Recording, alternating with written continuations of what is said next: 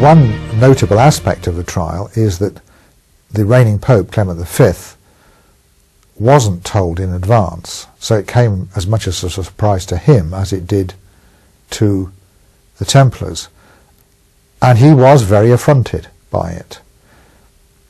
He was perhaps less concerned about the fate of the Templars than he was about his own authority, I think, and therefore, having seen that the event had occurred, he was most interested in reasserting his own position vis-à-vis a powerful secular monarch like Philip IV.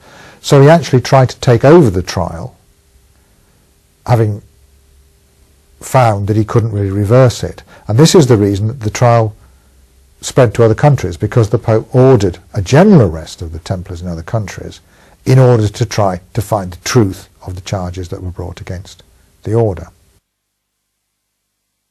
The intervention of the Pope was what the Templars had been waiting for. All immediately withdrew their damning confessions, as it was a custom of the time for an accused man to confess and later retract when he was back on safe ground. But the Templars were blind to the political realities.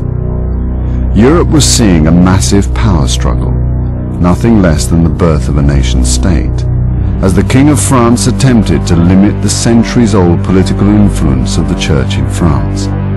Nothing would stand in his way.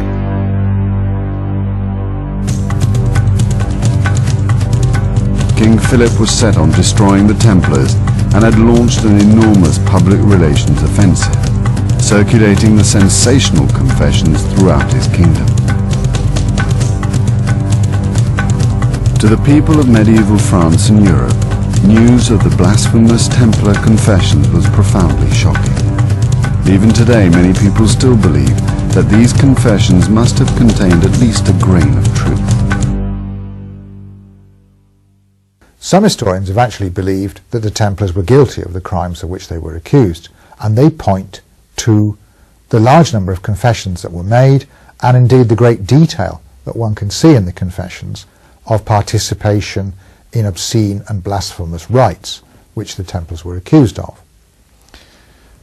I think, though, for those of us looking back on the 20th century, a century scarred by governmental pressures, both mental and physical, in particular a century in which torture has been used extensively by most of the governments of the world, we, I think, can have a good deal less faith in confessions extracted under that kind of pressure.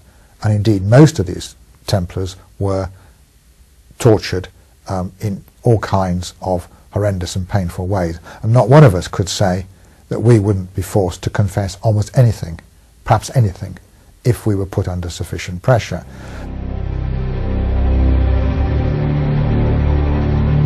The confessions were damning evidence enough, but following 2 centuries of suspicion and rumour, they found fertile ground in the minds of many Europeans. The Templars' vast wealth, their failure to defend the Holy Land, their unusual relationship with the Muslims and Islamic culture was enough to convince the Pope that there may be some truth in the allegations. But more importantly for the papacy, its own prestige was at stake. The Pope had seen no option but to abandon the order of the Temple. The Templars had few among their ranks who were capable of defending themselves against such abominable charges. The fact that the Templars regarded themselves and were regarded by others as unqualified in strictly religious or doctrinal matters was not a problem in the early years, but I suspect that it laid them open to criticism later, or at least was like a chink in their armour.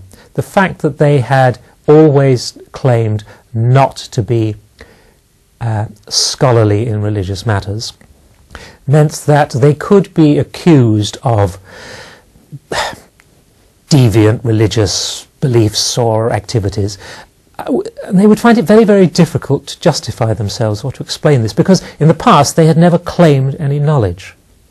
So, in a sense, their only excuse was ignorance.